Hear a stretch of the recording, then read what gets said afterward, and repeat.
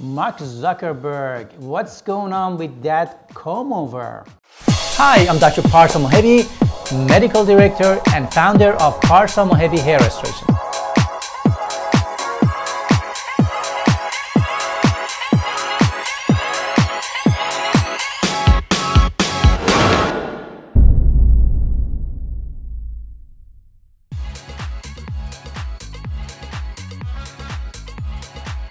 I'm Dr. Parsa Mohebi, the Celebrity Hair Transplant Surgeon.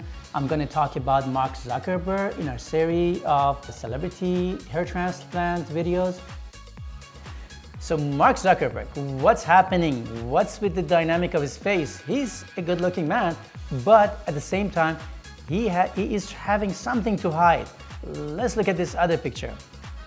So look at this typical hair combing of Mark Zuckerberg. So he does look like he has a mature hairline right there, but that's not the hairline we're seeing.